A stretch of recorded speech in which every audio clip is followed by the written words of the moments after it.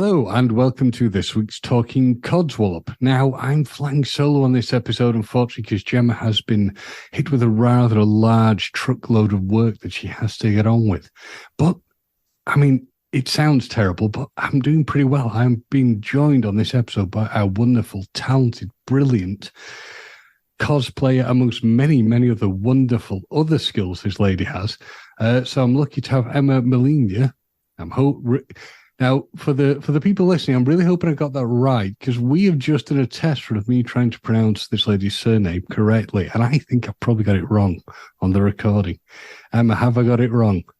It's all right. It's Meligne, but yeah, it's really difficult to pronounce, so it's all right.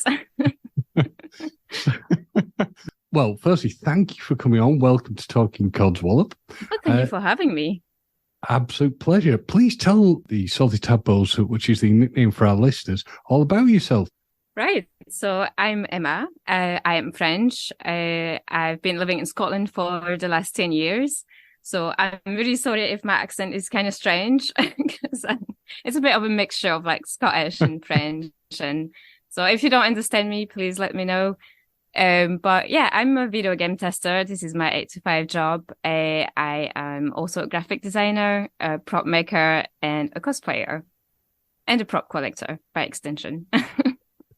And I can hear I can hear both kind of little lilts in your affectations to the accent, which are wonderful to me because I've got Scottish family, so it's always, yeah, it's always good to hear you. Obviously, you were saying, you are French and Scotland. So where did you grow up? What was your background, please? So I grew up in a city called Avignon, which is in the southeast. I don't know if you've ever been, James. I've not been. I've been to France, but I've not been there, I'm afraid. Yes. So it's lovely. It's like a little medieval city down in the southeast of France. It's full of history. It's actually really lovely.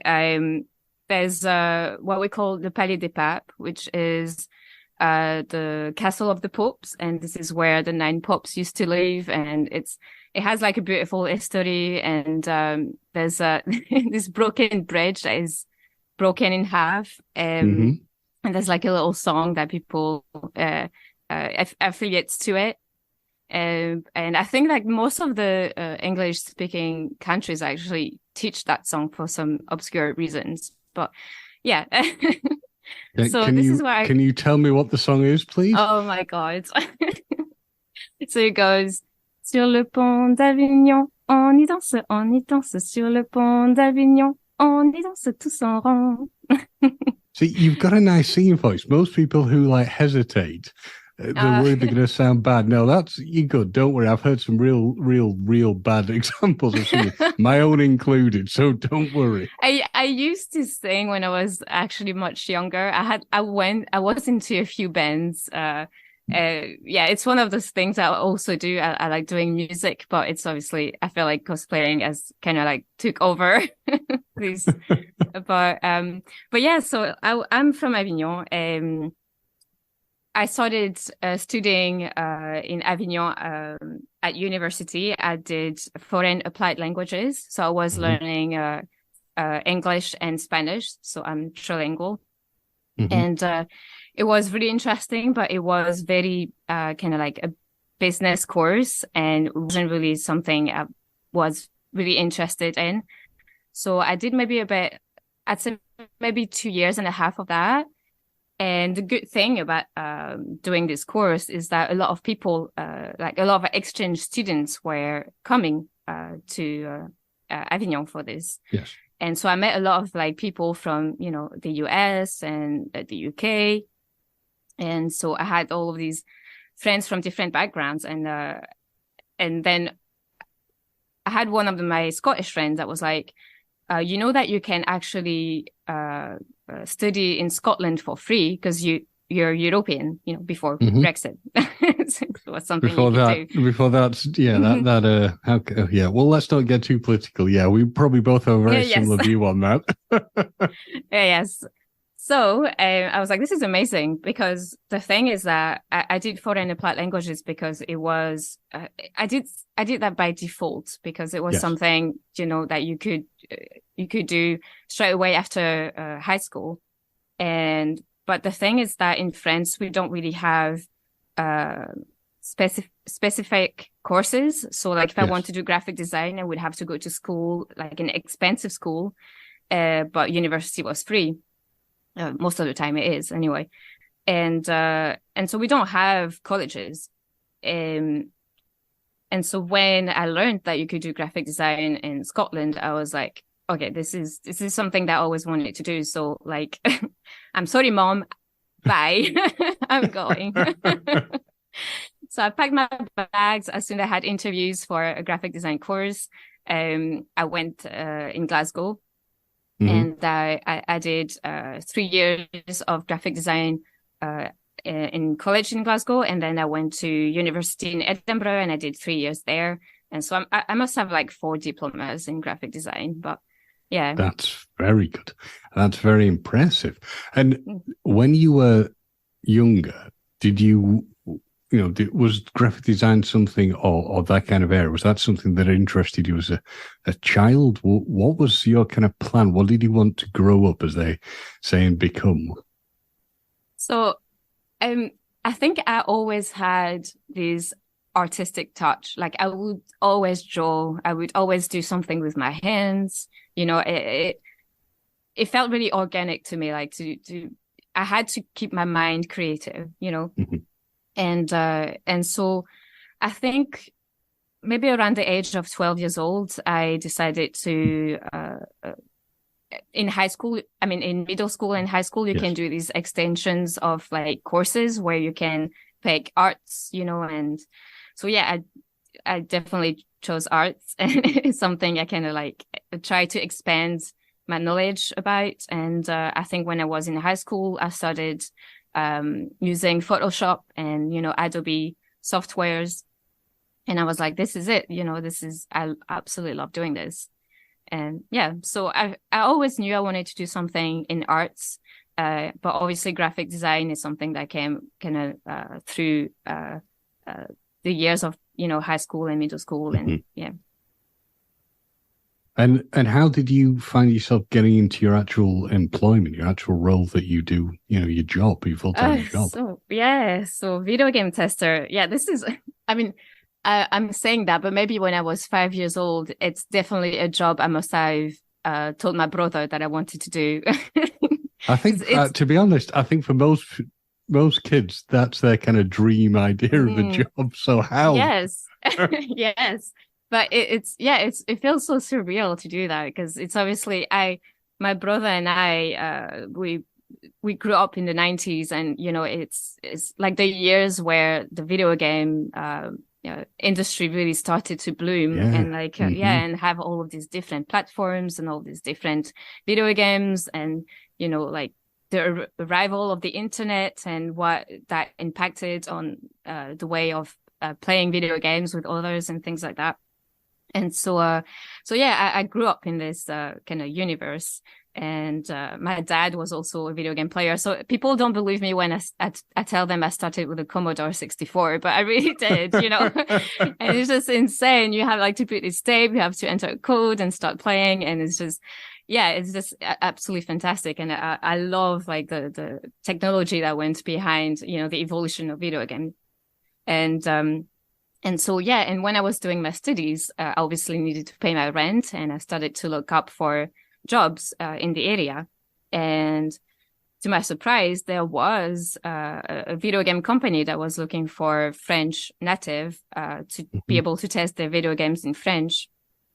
And so, I went and I passed because I speak French. And and I started testing video games. And since then, so I was going for summers because obviously I did I had a 0-hour contract, so it was really flexible, and I could study and then go to work if I wanted to. And when I finished my studies, I was like, I need something quick. The video game, the graphic design industry is really competitive. So like if I wanted to be able to pay my rent quickly. I needed to find a job, and I was like, you know what? These people know me. I've been working for them. They like me.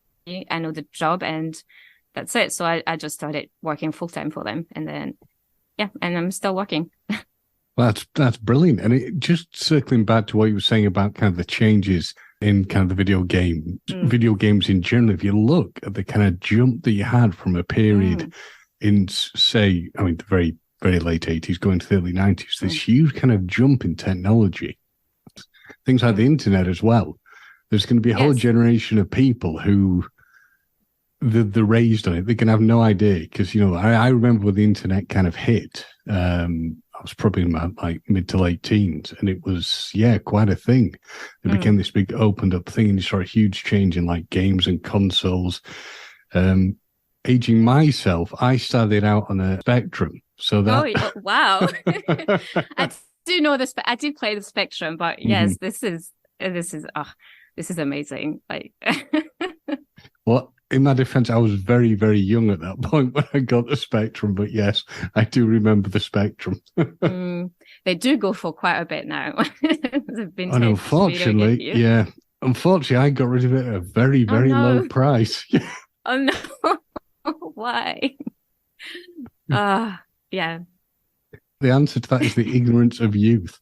I mean, I have so many games that I must have sold for such a cheap price. So it's I guess this is how it is. Like, you don't really realize what you got until you got rid of it. And it's really funny that the vintage as it is now became so expensive. It's just insane. Yeah. Yeah, and when I'm looking back at sort of like the Amiga system that I want, well, I still got it, but you look back at that and there's like this sudden booming that in the market again. I guess everything comes full circle. Exactly. I mean, Nintendo has been producing, you know, like smaller version of the NES and the SNES, and they're bringing back all of their old games to the Switch. It's just, you know, they know that the retro is working, so why not? Absolutely. With regard to your work, obviously the video game work, what is the most rewarding and challenging aspects of that role? I mean, so I'm under NDA, so I can't really tell you the specifics of what I'm doing, but it's very interesting because obviously the way that it works is that my company is getting contracted by big clients, and so they send us the games, in my case in French, and obviously I have to test the game, making sure that, you know, everything's fine. But the good aspect of that is that I'm working in teams, and the teams is usually composed of you know, an Italian, an English, Spanish, you name it, Korean. It's just so it's so interesting because you get to meet like so many people from different backgrounds, and also, you know, you get to see really what it entails to like test a video game, and, you know, the behind the scene of the industry, and how, you know, the clients communicate and how a game is made, really, which is extremely interesting. And on top of that, you get your name in the credits. So that's pretty cool. That is very cool. Yes. But obviously there's like I would say the challenging aspect of that is just the video game industries.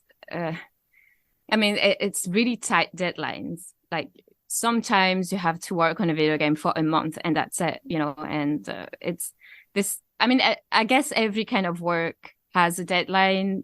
Yes. But video game industries, they have really tight deadlines. They don't joke about it. But yeah. And do you get any freebies from the job? Oh, sometimes it really depends on the client. Yeah.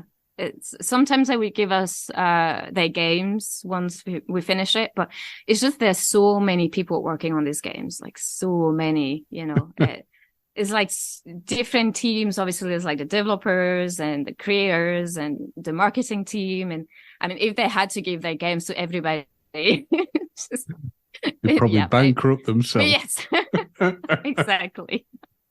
But sometimes they do, obviously, and I know I mean, the good thing is that this company, because I've been in this company for so long now, so they called Pull to Win. And I've been in this company for so long now. I could see how they expanded their repertoire of clients and video games. And yeah, it's really interesting to see also like a company evolving while you're in it, you know? So yeah.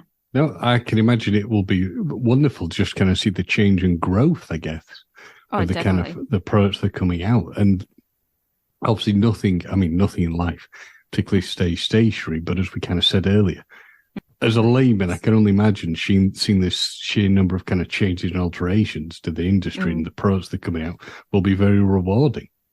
Oh, definitely. Yes. I became aware of you through seeing these wonderful kind of cosplays you've done, but you also do prop replicas. So which of these did you first kind of start with getting involved with? And I guess the big question, Emma, is how did you get involved and what interested you for getting into both those areas? So cosplays definitely was the first thing that I've done. I must have been 15 years old. Um, yeah, so in France, we had a lot of conventions at the time, and mostly about anime, so like Japanese cartoons. Mm-hmm. And so, yeah, I think cosplaying anime characters really like started my fire, I would say, because they're so, Japanese designs are so well made, and they always Yes. have like such a different aspects of like looks and design, and it's so different in terms of like styling characters, I would say. Yeah, and a lot of it's incredibly eye-catching. I mean, the first kind of, I think it was the anime kind of area. For me, it was things like the Hellsing characters. I don't know if you're familiar with them, but yes, well, we can discuss that if you my God, know of it. That was kind of like my first ever taste when I was at university, that area, and I was hooked. I thought it was like an amazing thing. I'd never seen anything like it before. Yes, they're just so stylized, and I don't know what is it in Japan, like the way they create these arts, but they know how to stylize people, and yeah, so obviously, like you said, it's very eye-catching. So when you see a character that's like, oh, this character is really cool. I want to be this character. Do you know what I mean? Yeah. And so this is how it started. But definitely, as I grew up, I started to be really into movies, but like American movies this time. And I think it's really funny because I feel like people don't really realize of the work that goes into a movie sometimes. And yeah, and as soon as I really started to grow my creative process as an artist, I just started to realize all these things. I would look at in the backgrounds and be like, who thought about putting this item over there? Do you know, things like that, which is and I started really to get interested in props, and I was like, that would be really something really cool to make, because first of all, like I said earlier, I love practical design and I love like being able to work with my hands, and so it was something I could kind of work on as an artist. And so yeah, I thought it was really interesting to be able to do that. So yeah, cosplay came first, props came after that. And obviously now they kind of like, it's like a mix and match. I do both. When it comes to kind of your cosplay, what was your first? Because you seem like it was kind of anime stuff. What was your first cosplay? I'm intrigued to know. So it was from an anime called Death Note. I had cosplayed Elle. Mm-hmm. Yeah, I have heard of that. Yeah. It is really good, but the character itself is really simple, because obviously I feel like when you're 15 years old, you don't really have money. You don't really exactly know what you're doing. Yes. So I was like, this is a simple character, but obviously, again, really stylized. He had like a special, like a specific haircut and a kind of like, uh, a posture that was a bit different. But it only had like a white jumper and a jeans. And I was like, this is perfect. I'll do that. It's fun. All of my friends are into Death Note as well. So I can do a group, cosplay. and I went to conventions like that. And it was really, really fun. So yeah, it was from Death Note. And I did a few characters after that from the same anime. And then I jumped into Ramona from Scott Pilgrim. She was probably my second cosplay. And when you look back at the kind of first your first cosplay, how do you view it as someone, because you've obviously come on leaps and bounds in going into these things? Do you look at it with a critical eye, or do you look and think, hey, that was brilliant, that's where it all started? I mean, I'll be honest, it looked pretty good for what I had. Well, I don't doubt it. Yeah. I need to like take these pictures out again, because I don't think there might be a few on the internet, but I don't know where they are. But yeah, it was fairly decent. So yeah, it's just funny to see how long it's. I mean, I'm 32 years old right now, so it feels like a very long time. And but it's really funny to see the progress and all of the skills I acquired, and it all started from there, and so yeah, definitely a funny time. Well, because I was going to ask the question, and I suspect the answer will probably be, you kind of hit on it with time and putting things together. But when I talked to Joanne, who's, a friend of the show and has been on our show, she does cosplay herself. And what always amazes me is the sheer intricacy of putting things together, the amount of time that she will spend putting items together. Just it astounds me that she has the patience to do it and the things she creates. So I'm probably leading with this question, but what would you say is the biggest challenge for creating a cosplay for you? Oh, definitely time and money.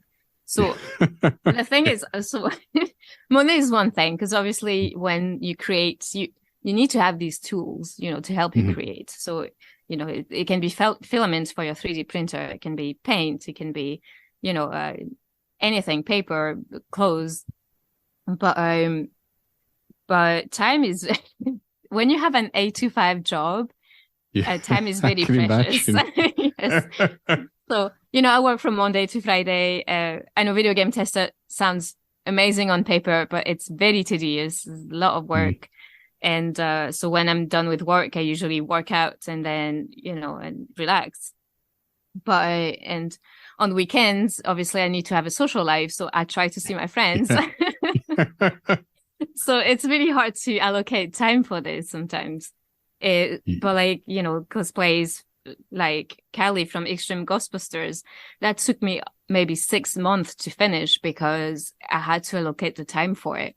So this is definitely one of the biggest challenge for me. Yeah, I'm very glad you brought that one up, because when I saw your cosplay as Kylie, it just blew my mind, because that was just unbelievably good. Thank you. Good. And I'm so glad that it got so much attention, because now I actually did a podcast for Tara Strong for our Ship It show. Wow. Which is insane. God, that's brilliant. She's amazing. But yeah, as soon as she saw my cosplay, she was like, okay, you inspired me to do this show right now, because like this is amazing. And I was like, oh my God, I'm blushing. That's brilliant. This is a great thing about the internet and like Instagram and social medias. It's just like you manage to reach people that you would never have thought you could reach, and it's like all these unattainable people. You're like, how did you find me? Do you know what I mean? And it was the same with Edgar Wright. I don't know if you know this director. Oh, so yeah, I know Edgar Wright. Yeah. I did a cosplay of Sandy from Last Night in Soho, which is his latest horror movie that is done. Yeah. and he saw my cosplay and he literally posted it on his wall. And then I went down to London and made a little video of my of Sandy and Ellie from his movie, and found all of the locations where he filmed. And so I did like a few videos, and so I put up a video together for this, posted on my wall, and he was like, he found it again and he was just amazed by it, and he decided to repost it on his wall again. And I was like, okay, what's happening? Are we friends? Because I wish we could be. It's an indicator of how good your cosplay work is. I myself have also seen the Sandy one and the videos, and it blew my mind because you look so much like her. It was, Thank you. It was, I was mentioning this to somebody before we started the recording. I said, you've got to see Emma's stuff. I said, because in some circumstances, it's like she's just been taken from the page, sort of thing. It's that close to it. I really appreciate it. Thank you. I mean, I'm really trying to, immerse myself into the character, and obviously that plays a little bit with makeup. But I'm so happy you say that. It really, really touched me. Thank you. My pleasure. So, I really must stop using that word so much, but yeah. So I've done it again, but when it comes to the cosplay of Ghostbusters, is Ghostbusters something that particularly interests you? I am, just to explain, a fan of the Ghostbusters sort of universe myself. Yes. So I always been a fan of Ghostbusters. I always loved that movie. I watched it. Obviously, I wasn't born when the movie came out. And so I watched it maybe when I was a bit after 10 years old. And yeah, I just absolutely loved it. Like, love the universe, love the comedy, love the special effects. And it blew my mind. And it's just so funny that I managed to like find my community with Ghostbusters. And, but I love the movie, but my fiance was really into Ghostbusters, kind of amplified it. I'm glad to say you said that, because I was worried for a minute you'd say, your fiance hated it or something. No. It's really into Ghostbusters as well. And so, but yeah, on top of Cali, I have all these other outfits. Like I have the Ghostbusters 1 jumpsuit, Ghostbusters 2. I obviously cosplay Dana, Janine, Dana Azul. Mm-hmm. And and acquired all of these props along that. So the gizmo for the belt, the proton packs, and the walkie-talkie, and obviously it comes with a lot of like props around the costume, which I love. It really makes it it's just amazing, an amazing design. It's just so simple, but at the same time it's it's so intricate. Do you know what I mean? For me, for the Ghostbusters kind of family, the first ever convention I ever attended was actually a Star Trek one. But the first time I ever saw, people who were fans that just blew my mind was when I met Ghostbusters fans, because the dedication. It's insane. It is insane. And I will never forget when I was at there was a convention in Manchester, and Ernie Hudson and Jennifer Runyon was there, and other people were at it. But I was seeing people in costume that just brought me to sort of a halt, because it was just like meeting somebody from the film. Right. Yes. It was unbelievable. It's just so funny that Ghostbusters kind of became,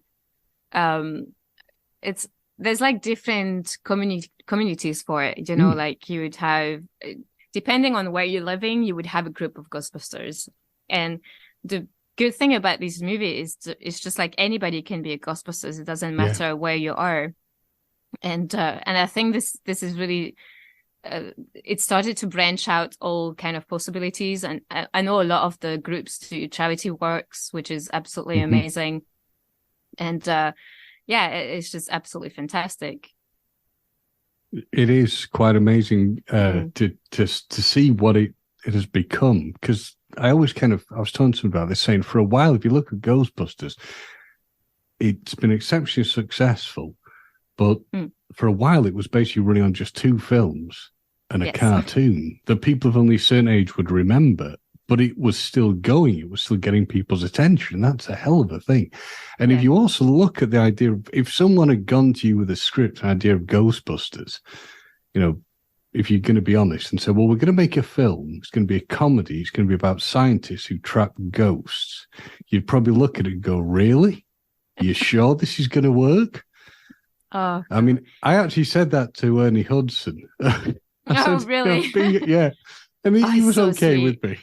Yeah, he's so sweet. I met him. is. It's so funny because I met him in a convention in France. It was in Toulouse, Southwest, and it was an anime convention. And so I feel like nobody really knew who he was, and it broke my heart. That's terrible. I know. So I went there. And I didn't check the guests, you know, when I went there, because, like, you know, it was a bunch of friends who dragged me into that convention, so I didn't know who was there. And I literally, as soon as I seen him, I stopped and I was like, "Oh my God, what are you doing here?"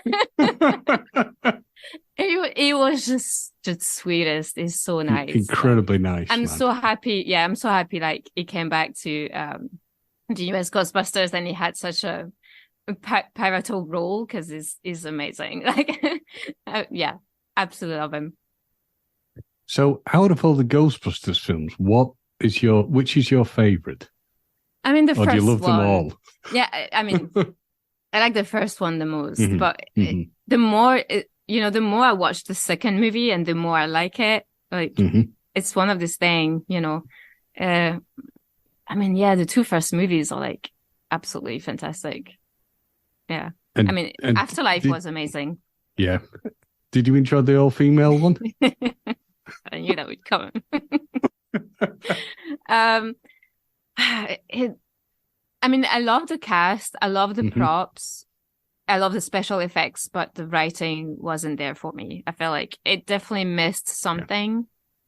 Yeah. It's such a shame, because I love the idea of an all-female, you know, cast. Yeah. And but the script wasn't up to standards, I would say, for the community. But that's a fair description of it. Yeah, that's a fair way to describe it. Yes, it's such a shame, but I'll just say this one, Robin. It's all right. Slimer was brilliant. Yeah. So, yes, true. I mean, Afterlife just absolutely blew my socks off. I was just.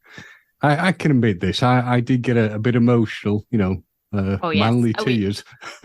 We all cried at the cinema theater. Like, we all cried. I think my concern was I cried from the start. It's just so beautiful what they've done, you know, I feel like they could have done it any other way. Like, it was just perfect from start to finish. Yeah. And of course, we've got the other one starting up, I believe, in London fairly soon. They might have even started filming. Yes, that's right. I think they brought the car down to London. So we'll see. Yeah. Who knows? Maybe we'll be able to become extras in it. There'll be a deluge of Ghostbusters fans down there. Oh my God! If they start filming outside, it's going to be insane. To be fair, I would expect them to be filming something in Glasgow, because there's been such a glut of films that have been, you know, the American productions have been over in the past few years. Yeah. Glasgow became a little New York, like, because obviously the architecture is so similar. Oh, it's perfect. Yes. So. Yeah, so we had all of the it became a Gotham it's the Gotham City now. They had the Flash, Batman, Batgirl, which I'm really mad about, by the way, that they canceled that. But it was absolutely amazing, because while they're doing these while they were making the sets for all these movies, you could literally walk through them until they were kind of finished, because obviously, you know, they had to let the shop run, and, you know, the people go to their flats and whatnot.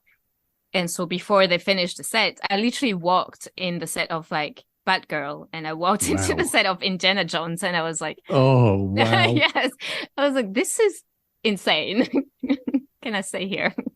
But Yeah, it was just absolutely incredible. And you get to see all these, obviously. The thing is that they don't really, they have to block the streets, but they don't really block it to as far as they should. And all the people usually get to see, behind the scenes, which is absolutely insane. Like I've seen I've seen like the bike chase in Indiana Jones 5 already. Like I know how it's gonna happen. It was just insane. But yeah, it's amazing. Like yeah. You will be sat in the cinema going, "Yep, I remember that part." Yes. That part. I was there. Now, speaking of Glasgow, you attended this. I unfortunately was not able to, but there was a Ghostbusters event in Glasgow. Yes, that's right. That you were at that I unfortunately wasn't able to attend. But it was Ectocon was something amazing, and you went as Janine from Ghostbusters 2.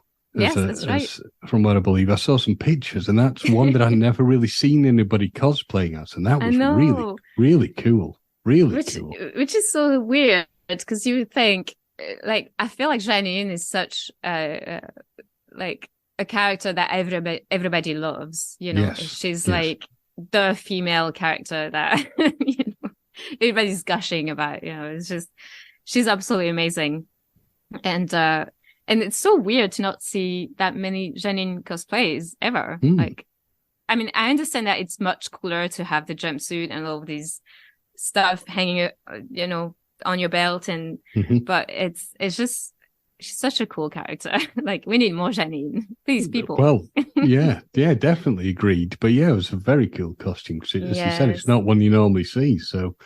Yeah, definitely. And it was definitely more complicated than it seems to like find the right pieces.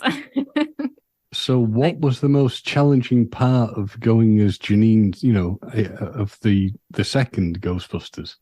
The challenging clothing. Yeah. Yeah. Yeah, the jacket is actually really hard to, like, you would think it would be easy to find a leopard jacket that is kind of like the ones that Janine wears, but yeah, it was really, really hard to find that. But yeah, once I got everything, it was, she was such a delight to walk around Ghostbusters troops, But yeah. Jacket was kind of difficult to find. Excellent. And I bet you were probably, because it's such a unique character to see people dressed as, you're probably one of the most popular people to have the picture with. Yeah, I had my picture taken a few times, and it was really cool because they had the voiceover of Janine from the real Ghostbusters. Laura was there, yes, wasn't she? That's right. Yeah. And it was just so funny to get pictures together. On cosplays, Gemma wanted me to ask this question. Is there any cosplay you've always wanted to do that you've not been able to do yet? Ooh, yeah. Oh, that's tough. I would say maybe Samus from Metroid Prime, which is a character from a video game. She has this amazing, massive armor, like this big orange armor and like these big shoulder pieces and this massive helmet, and she has lights in it and this big gun on one of her hands. Would this be a comfortable thing to dress up in or not? Definitely not. Like, I would need someone to help me with that. But it's just, I just love making armors. I feel like it's something I didn't have a skill up until 2 years ago, really, because I started making the armorer from Mandalorian. And wow. And the good thing about this is that there was a lot of like 3D files around, and I could change a few things to fit my specifications. So that was kind of easy to fix. So I did 3D printed the armor and made it myself from scratch. And and from there I was like, I always loved Kelly from Extreme Ghostbusters. So I was like, okay, now I know how to do this. Let's try something a little bit more intricate, because I feel like Kelly is slightly more intricate than the Mandalorian. But that's my thought. But And I like to work with teams. So they're always going to be like a group of people I like to really work with. So like, for instance, like I can't 3D design from scratch. So if I really something that I can't find anywhere on the internet, I'm going to go to the Dangerous Ladies, who are amazing 3D artists. And I was like, I need, something up to my specifications. I need an armor that it's going to look like the cartoon, but is also practical, in conventions and things like that. And so we worked together in trying to make the perfect, realistic, but also kind of like cartoonish armor. And so she helped me doing the 3D design for that. And then I 3D printed it and, worked on it for ages because obviously of my job. But it requires also a lot of work to like send down the print and, paint. And obviously you need to like do a lot of like tests to make sure, the color is right to certain parts and everything like that. So it takes a while to get it all together. So yeah, I just love making armors. So like something like Samus would be absolutely mind blowing, but I feel like this is extremely complicated and extremely expensive. So we'll see. But that would be kind of cool. Or maybe someone from the video game Skyrim, because they had they had really cool outfits. Like I feel like maybe like a Bloodborne, or that would be really, really cool. An interesting one. We're looking at the Mandalorian and kind of like Kylie's stuff. How long does it take to put all that kind of? I know there's two separate costumes, but how long does it actually take with the intricacy of those kind of things and the printing and whatever? What kind of time frame are we talking about? Like I said, for Kylie, it took me around 6 months. The armorer definitely, I would say maybe up to 5 months as well, because obviously, she has a lot of like clothing parts rather than Kelly. She just has a jumpsuit and the rest is pretty much 3D prints. But it takes quite a long time because once you have I feel like printing the parts is the easiest thing. After that you have to assemble everything by hand, because obviously it's really hard to get into the cracks of all the armors and everything like that. So that takes a lot of time to sand down. But also it takes a lot of time to, prime an armor and then let it dry and then prime again and sand again, prime again, sand again. And it's a lot of back and forth and a lot of waiting time sometimes, in between, priming and painting and all that thing. But my favorite thing to do is definitely weathering. I love weathering. It's just such one of my favorite thing to do. And so every time there's like a prop like that, I'm gonna I know I'm gonna have fun. So why does weathering appeal to you so much? I'm intrigued by that. Oh, it's just because there's like so many different techniques of weathering, and I love finding the right tricks, and I on top of like Ghostbusters and Back to the Future and whatnot, I also have like a Fallout collection. And most of that collection I made myself. And because it's a post-apocalyptic games, a lot of things has to be weathered. And and I absolutely love, like making fake rust powder and, like making things rusty and dirty. And it's one of my favorite things. Like, absolutely love it. So. I like that. That sounds pretty damn cool. And I forgot that you do the Back to the Future stuff. Yes. Because you do Lorraine, don't you? You've done cosplay as Lorraine. Yeah, yes, I did. Yeah, I think Back to the Future is my most. It definitely is my biggest collection. I started maybe 10 years ago, and I started with the easiest thing that you could collect, and that kind of like obvious, like the hoverboard and the camera and all that things, and then I started to like really get into like set props. I don't know what I was fascinated by, because I keep putting my mind into like, how did these people pick those items and why, do you know what I mean? Mm-hmm. And there's like a lot of things like that it's so interesting to me. And I started a collection of the Blast from the Past shop from Back to Future, which is that little scene. Yes. So that little scene. I love Back to the Future, the films. Yeah. Yes. Oh, wow. Yeah. Yeah. And so in the second movie, you see that little shop that has all these vintage items, which technically were from the same era, because it's just so funny. And I spent hours. It's one of my favorite things about prop collecting as well. It's just like the search is so. I love it. Like, it's just so interesting to be able to like search something for hours and hours on the internet, and that delight that you have once you find it, and you're like, oh my God, that's it. Yeah. I was going to say, it will be so rewarding when you get certain things. Yes. And vintage items is, some of these things are really, really hard to acquire because people just throw things eventually. But Americans love to keep stuff for some reason. I found stuff in boxes from the 80s, the 60s, the 70s, and I'm like, why do you keep this? But it's just insane. I found like Diet Pepsi cans from the 80s. It's just, this is insane. Yeah, it just makes the collection. It's just absolutely fantastic. I love having all these, niche items that people are like, what's this from? What has been your most rewarding find then? And what has been your most tricky? Oh my God. Okay. It's really funny because I feel like all of my items kind of have a wee story behind them. Even better. So I have so in the Blast from the Past shop, actually, now I'm talking about that. There's a torchlight that we took ages with a friend to find the brand, and it's like a Durabim torchlight, and it's still in box, in the movie.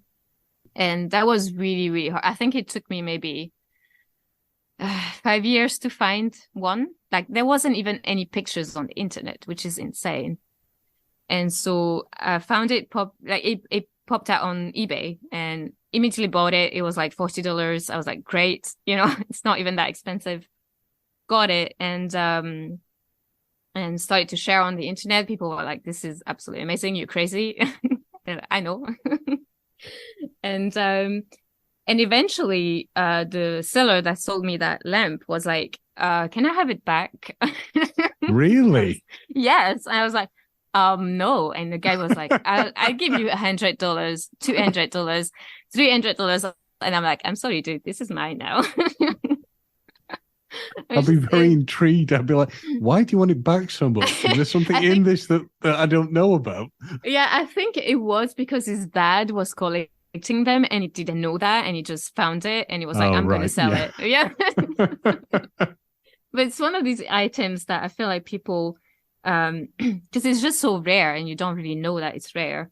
And I don't know how they've done this, but in Back to the Future, everything is rare. Everything that's vintage in that movie is rare. So it's just impossible to find. It's just, and I'm really lucky that I started so long ago because I feel like 2015, they started to have this craze about Back to the Future, and everything. People started collecting stuff from Back to the Future. Like, everybody wanted to have a piece of that. The collection, I'd say. And and some of this stuff is just, you can't find them at all, or it's going to cost you $400 or $500. You know what I mean? And so that's very good. I mean, I still kick myself for when we hit, I mean, I was lucky enough to go to Back to the Future Day screening where they showed all the films back to back, and people in cosplay. It was wonderful.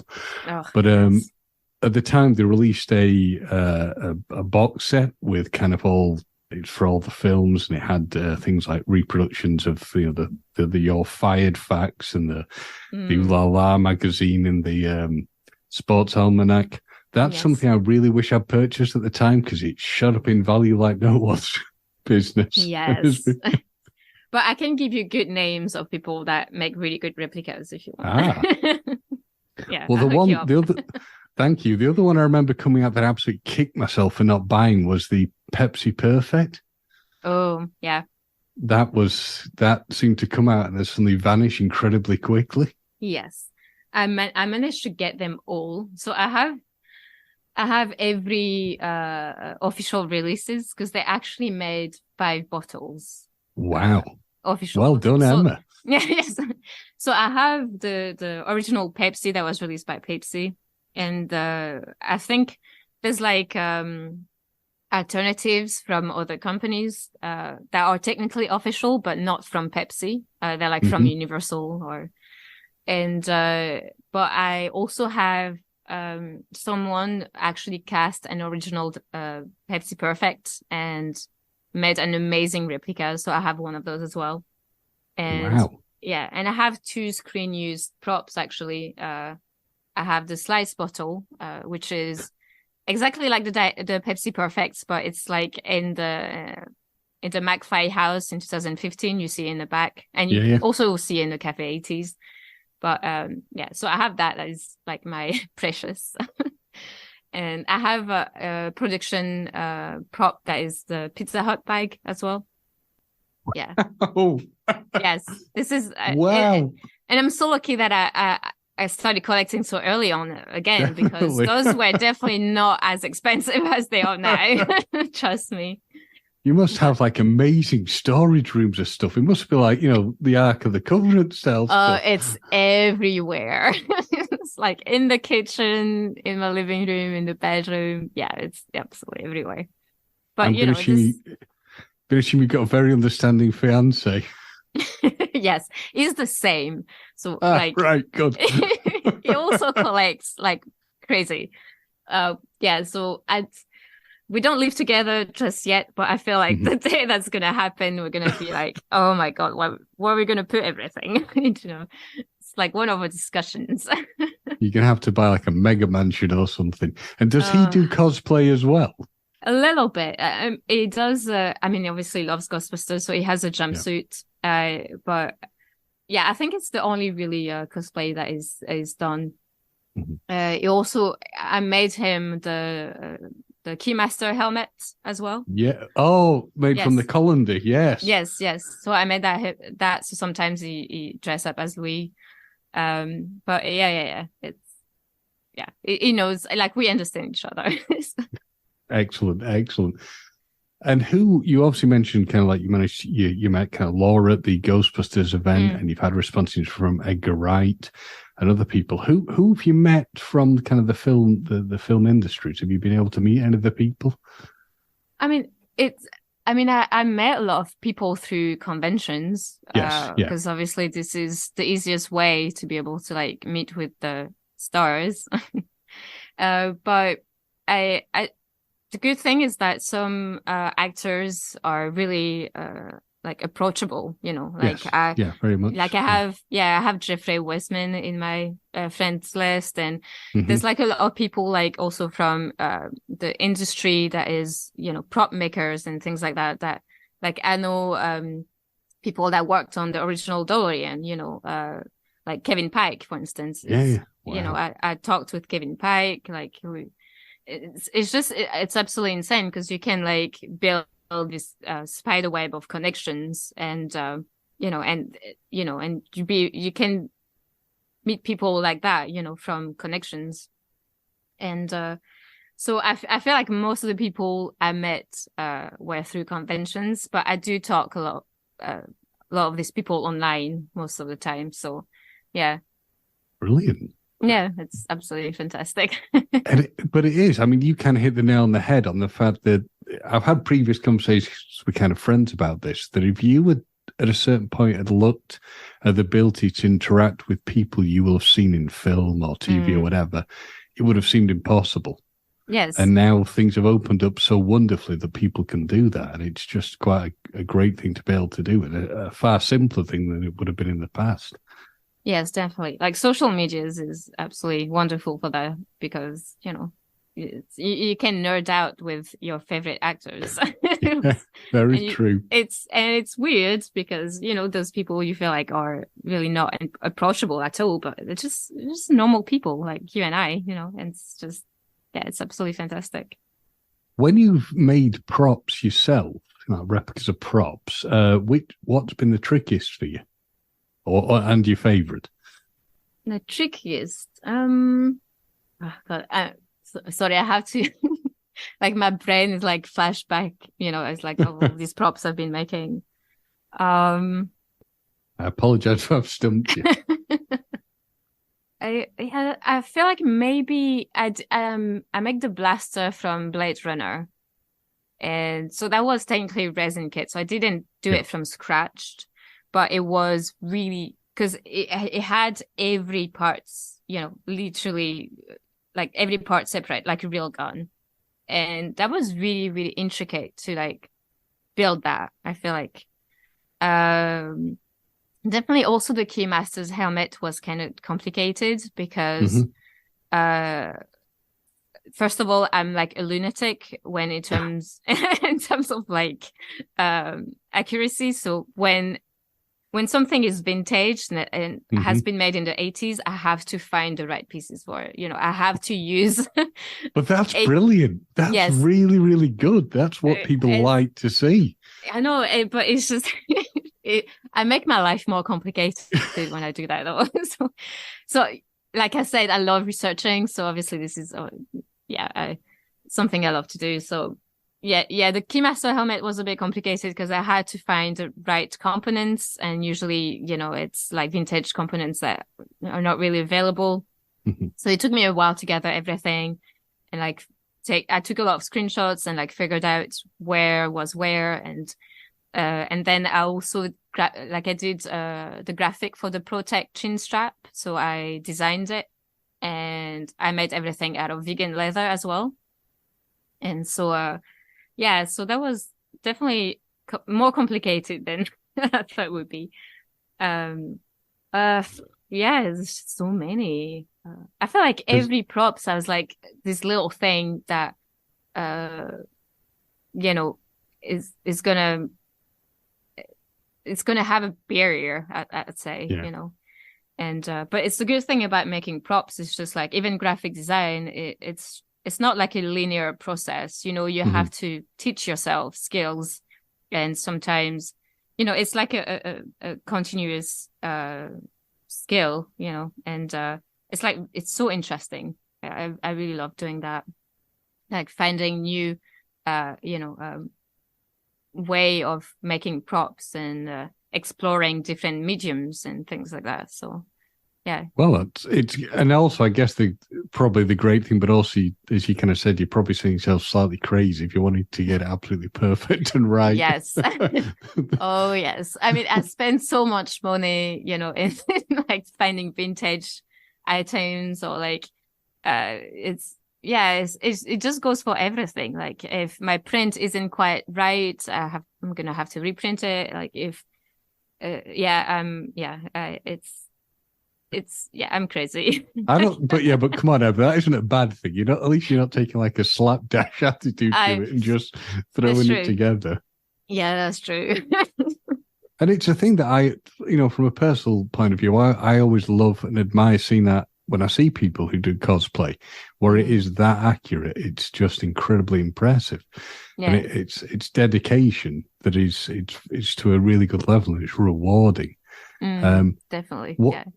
What advice, and this is kind of like a two-pronged thing, obviously you are working in a industry that so many young boys and girls would want to be in, which is the video game industry.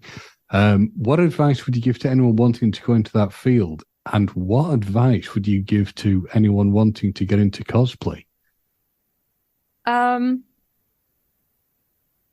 So for the video game industry, I guess it really depends what you want to do within that industry, because obviously it's really broad. But I'm an LQA tester, so I'm doing localization. So I'm testing languages. So I would say learn a language if you want to go, because it's just, they always look for bilingual or trilingual people, and being able to speak another language is definitely a plus. And I feel like even in any kind of jobs, like if you can speak a different language, it's always going to be beneficial. Yeah. And so yeah, learn a language. And scope the internet for jobs, yes. Interviews. And so yeah, you never know. Like it's very interesting, and I feel like it's the kind of job also that you learn while you're doing it. So there's definitely continuous learning there, which is always yes. It's always beneficial, isn't it? To do something where you were continually learning how to do things, and improve and own your skills. Yeah, absolutely. Yeah, because I didn't need any skills. When I started video game testing, obviously. Being able to speak 3 languages definitely helped, and it's one of those jobs that you just learn while you're doing it, and you learn the industry while doing it. So yeah, definitely. And I feel like for cosplays, it's like I feel like if people really want to start cosplaying, I would tell them to like start simple and be don't fantasize about making a cosplay that you're never gonna achieve, and and get like really sad about because you couldn't do this or that. So I feel like just start slow, start with something easy, start with something you're gonna have fun with, and then if you really like doing that, then build the skills that you're gonna need for something more intricate. And it's something you have to learn also while you're doing it. And for graphic design, I mean, it's the same thing. Like if you can do a course, just go for it. I was really lucky because my course, it was obviously 3D design, like computer design, sorry. But it was also practical. And we did a lot of like things like, boxes and packaging and wood making and like lettering and printing, and it was very versatile. So I got really lucky with that course because it really did help me getting the base of prop making and cosplaying to some extent. So yeah, it was absolutely loved it. So excellent. That's thank you for that. It's very good advice. And also I've got to be honest, if you can speak 3 languages, Emma, you pretty much got to a peg up on most people to begin with. I sometimes question this country if the natives can actually speak English properly, but that's by the by. Oh well. I mean, Brexit doesn't help it, I have to say. Again, yeah, you and I think are on a very similar wavelength on that one. Yeah, let's not go there. I have German family as well, so yeah, very similar wavelength. Yes. Now, what I wanted to ask you is, obviously, you create these great props, you create these great costumes.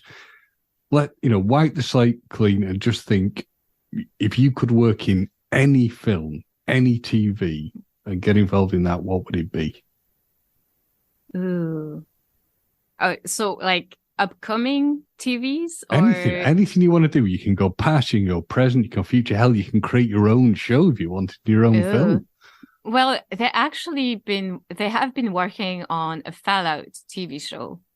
Really? And like, yes, I don't know if you've seen like they shot a few things in Staten Island, and they had like this shop completely, post-apocalyptic shop in Staten Island that was exactly like the video game. And I feel I've not seen that, no. Yes, and oh my God, I would love to work on something like that. Like I feel like, yes, just like I said, I love making props dirty. I love rusting things. It would be such a treat, and having to be able also like to reproduce,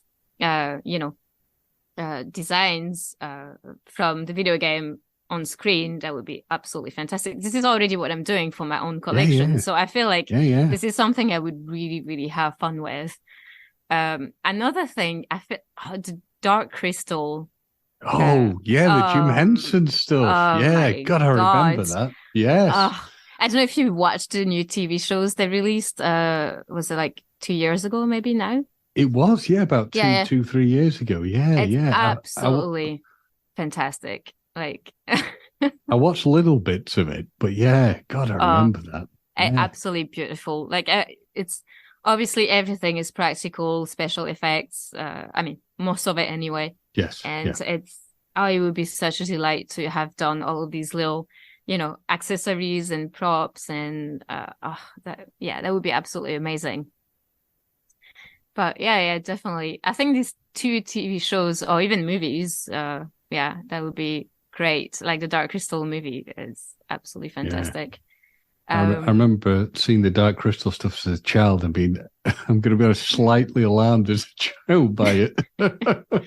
Oh my God. It was very scary. Yeah. I feel like, but it's absolutely amazing. Like all of the artistic process that's gone into it. It's just insane. The Jim Henson family is the stuff that they've created is amazing. Absolutely incredible. When you look at things like Labyrinth as well, which my God. I mean, those are absolutely insane. Like, Labyrinth would have been one. I actually done a little Elo worm. It's not really his name. I don't know. I don't think he has a name, but I did the little Elo. I know. Worm. I know the one you mean. Yeah. Yes, and I absolutely love the Labyrinth. Like, I went to when I was in New York, I went to the Jim Henson museum, and really? they had like all of the original Muppets and so many costumes from the Dark Crystal, and like the actual costumes from Labyrinth from Gareth and Sarah. And I was like, this is absolutely incredible. And you can see up close like all of the details that they poured into these costumes and props. It's just absolutely insane. And I'm like, I was standing in front of these costumes for like half an hour. People were like trying to pass by. I'm like, I'm sorry. I can't take my eyes out of it. Do you not worry? I understand that. I've been there when you're looking at kind of costumes up close at things, and you really want to drink it all in and take it all in. And I saw that when I mean, this is a very long time ago, but there was it was in Edinburgh. There was a Star Trek exhibit on that had all the things from the films and the costumes and bridge replicas, and they did it again in Blackpool. That I went to a few years ago. And it's just really interesting seeing the stuff up close. Yes. And that's nice to hear. Yeah. And I feel like I really want to see, original costumes from Star Trek, because I feel like it's one of those shows like they had, because of the time it was filmed, it's not really like you can't really see all the details that are into these props and costumes. And that would be really cool. They are like for you, if you are after something like that. I think the Blackpool exhibit is still on. If you go online, you can find details for that. But it had like the bridge set and things you could sit in it, and it was all very very kind of cool to see. Yes. And I'm going to ask you that. I'm going to indulge the Star Trek question. Have you been watching Picard? Have you been enjoying it? If you've seen it, yes. Yes. So I've been into this. I've been into this kind of like headspace of Star Trek. Like for the last 3 years, I've decided to rewatch them all, and I was like, "That's good. I like that. I can understand that." Yeah. Because when I was younger, I felt like I would watch it when it was on TV, but like sometimes I wouldn't quite grasp the storyline because I would watch it whenever it's on. So like I was like, okay, like I know I like Star Trek, but obviously I don't really know. Like really how it panned out. So I was like, you know what, I'm gonna rewatch them all from A to Z, and so I watched Star Trek Picard, And yeah, I thought it was really good. The second season definitely is better than the first one. I felt like I really like, because the first one was really into gathering all the stars from the original Yes. ones. It was like, yeah.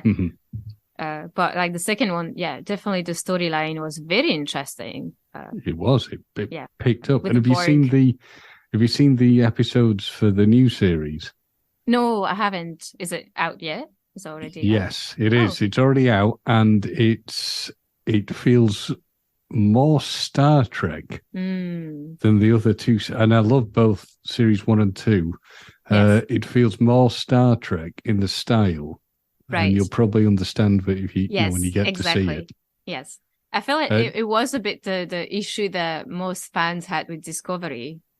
Yes. It didn't feel like, like very Star Trek-y. It was like more like an action Star Trek, if that makes sense. But I totally understand. What you mean. Yeah. Yes. But there's it's definitely gone more Star Trek in in Picard season 3. Gemma, please don't kill me for discussing Star Trek. Which she has to edit. Oh God. I mean, there's like so many franchises that I love. So like, like I also love horror movies. Like it's just not one thing. I like every genre. So like more likely if you're going to bring up something, I probably watched it. Yes. I think the problem is you and I could talk for a very, very long time. Yep. Oh my God. I'm not against doing that, but I think it could be a problem for recording. Yes, I'm sorry. No. I'll be in trouble for this. Don't you worry. Sorry, Gemma. So you have a large, number of followers for the cosplay and the prop work you're doing. What's your interaction with your fan base been like?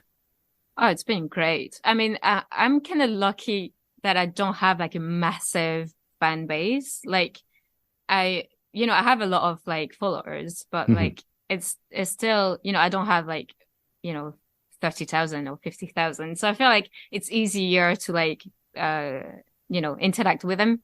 Yes. And so people absolutely love, seeing stories of all of my, props and cosplays, and they absolutely love seeing all of the, like the work in progress pictures and things like that. So, every time I post something, there's like a lot of like people interacting to it, and it's just absolutely a blast because I get to like nerd out about my passion with other people. It's just absolutely amazing. So yeah, brilliant. That's good to hear. That is very nice to hear that it's all been good. I mean, it's that's the thing with the internet, isn't it? It's just like if you have more followers, you're gonna eventually bring people that you don't want in your. But yeah, when you're, when you have like a big fan base, you start to like attract people that you don't really want into your fan base, and you're gonna have haters and things like that. And it comes with like notoriety on the internet, Yeah. And I'm kind of lucky that I'm not at that stage yet. And to be fair, I don't really want to. Like, I kind of like having a small kind of like fan base and community where I can exchange with, and so yeah. Definitely. Like a niche. Yes. It's nice. Because it feels like everybody's a friend. Do you know what I mean? That's cool. I like that. That's cool. I'm going to ask this. It's one of the ones Gemma and I always like to ask. If you could have any superpower, what would it be? Ooh. I love to teleport. Oh, that would be great. Like no by your planes. own, by your own ability or Star Trek style? Oh no, my own ability. Okay. Because there's like a limitation with Star Trek. You can't really. But let's pretend there's no space travels, and yes. It would be great to be able like to travel to other countries in like a snap. Like I want to be in Japan. There you go. In 2 seconds. I like it. I like it. That's good. Teleporting. What about you, James? What would you have? Teleporting is. I really do like Emma because you're the only person who's given us teleporting as an really? answer. I honestly swear to you. Yes, that's what. So I'm really impressed. That's a cool. I feel like this is such an amazing power. Like, yeah, teleport. I like it. You thought outside the box. Now, for me, I have two. It would either be, and I do go a bit too analytical on this, so you can tell me off. It is, one would be, if it is a power, I don't know, the ability to have wishes. Could that be one? Like, you know. Yeah, I guess so. Yeah. And the other one I considered was time travel, because you could travel back in time, and you've got to be able to go forward. But you travel back in time, you could buy stock at the right time in certain companies and come forward, you know, make a lot of money, use that to provide yourself with money and use the money to help other people.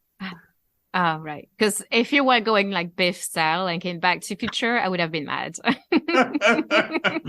Yeah. I'm not gonna... the almanacs. Yeah, I would not be doing the Biff route of things, starting Biffco and legalizing gambling. Yes. No, please don't. I mean, yes, time travel would be a thing, but like I think I would be too scared of like fucking up the timelines. Like... Exactly. See, that is what I was about to say. As we both, students of the Back to the Future universe, yes. Would we screw up, would my time travel screw up the timeline?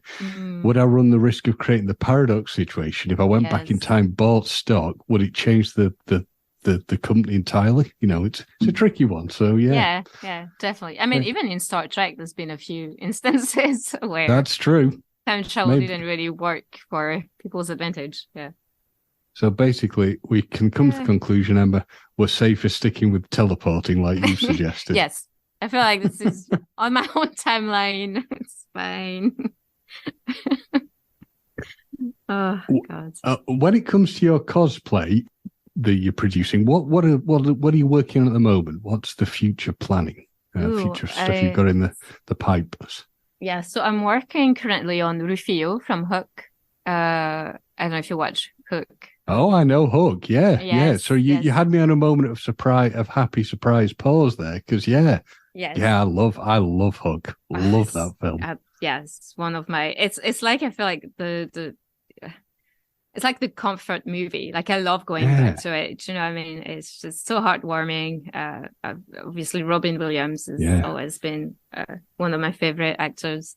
And but yeah, Rufio. So Dante Basco, who plays Rufio, is coming to Aberdeen next month. Yeah, so I really wanted to make that costume for a long time. And since it's coming, I was like, this is the best opportunity. Like I'm gonna work on that. Yeah, and it's been actually people loved seeing the work in progress on that costume, because I feel like this is it's not really a character that you see very often either. So people actually loved seeing what I'm coming up with. So yeah, it's been a long process as well. I think it's been like 3 months that I've been working on it. But yeah, I have like a massive list of like cosplays that I kind of have to finish, and some of them are finished, but I haven't had the time to take pictures for them. So yeah, it's definitely keep working on those. Whatever you produce will be wonderful, and thank you. I can speak for myself, I can speak for Gemma, I can speak for the Salty Tabos. We will follow and look forward to see what you're going to create. Thank you. How do we find you? How do our listeners find you? So you can find me on Instagram at Meligne, so EMMAMELIGNE. I'm also on TikTok, even though I'm not really using it that much, but it's at Emma in Candyland. So just like Alice in Wonderland, but Emma in Candyland. And I'm also going by Emma in Candyland on Facebook. So yes. Okay, that is great. So please, everybody, have a look at Emma's stuff. It is well worth clicking the links, having a look, and following what she's doing, because I'm being very honest, some of it is just mind-blowingly brilliant. Thank you. I really appreciate it. Thank you for having me. Cannot thank you enough for coming on. Thank you for giving us the time and having a chat with us. And yeah, we wish you all the best for the future. So thank you very much, Emma. Thank you. Bye. Bye-bye.